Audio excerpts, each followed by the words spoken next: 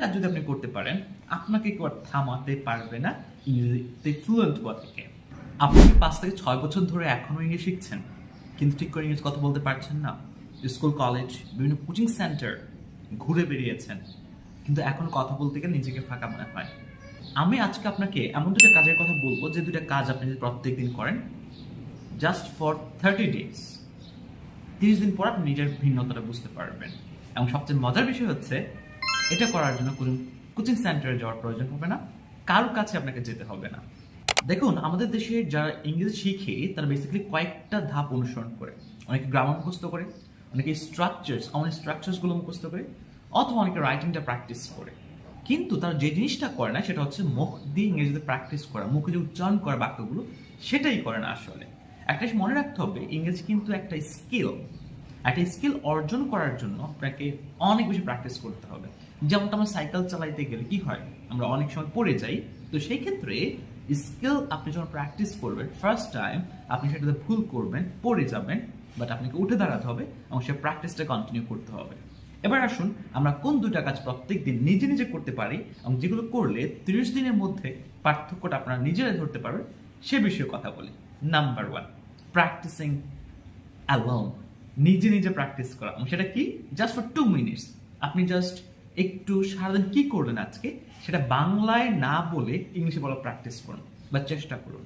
অথবা আপনার প্ল্যান কি, আপনি একটু পরে কি করতে যাবেন, আগামীকাল আপনার প্ল্যান কি, এই বিষয়টা আপনি নিজের মতো করে ইংলিশে বলার প্র্যাকটিস করুন বা চেষ্টা করুন। আপনি ভুল করবেন, এটা তো স্বাভাবিক, এবং ভুল করতে করতেই আপনার ফ্লুয়েন্সি চলে আসবে। আর মনে রাখতে হবে, fluency depends on your practice, not on your thinking. যে আসলে আমি মনে হয় অনেক কিছু শিখছি, এটার উপর ডিপেন্ড করে আপনি অনেক ভালো হয়ে যাবে, সেটা কিন্তু না। উদাহরণ দিই, যেমন আপনি বলতে পারেন যে আমি আজকে সকাল বাজারে গিয়েছিলাম। আপনি সেটা না বলে আপনি বলুন যে I want to market yesterday, অথবা আমি একটু পরে খেলতে যাবো, so I go for play after some time or in the afternoon. তারপর আপনি ফ্রেন্ডের সাথে দেখা হবে, then I will meet my friend. এখন আপনি হয়তো আমার মতো বলতে নাও পারতে পারেন, বাট চেষ্টাটা তো করতে পারবেন। একটা দুটো শব্দ ভুল হতে পারে, বাট আলটিমেটলি আপনার ফ্লুয়েন্সিটা চলে আসলে there is huge chance to correct yourself.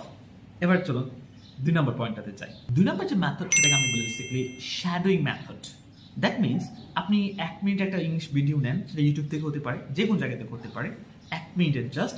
এবং সেই ভিডিওটা আপনি যখন দেখবেন, সাথে সাথে আপনি বলা প্র্যাকটিস করুন এবং বুঝার চেষ্টা করুন কি বলা হচ্ছে। এবং আপনি যদি এটা করতে পারেন, আপনার যেটা হবে, আপনার উচ্চারণটা ইমপ্রুভ হয়ে যাবে, আপনার ফ্লুয়েন্সিতে চলে আসবে, এবং আপনার যে সংকোচ থাকে কথা বলার জন্য, সেই সংকোচটা কিন্তু কাটিয়ে উঠবে। আপনি জাস্ট এই 30 দিন যদি 1 মিনিট ও 2 মিনিট একটা ভিডিও নিয়ে সেটা অ্যানালাইসিস করেন, সেটার মতো করে আবার বলার চেষ্টা করেন, তাহলে কিন্তু আপনি দেখবেন যে আপনার মাঝে কনফিডেন্স কাজ করছে, আপনি কিন্তু ইংরেজিতে কথা বলতে পারছেন।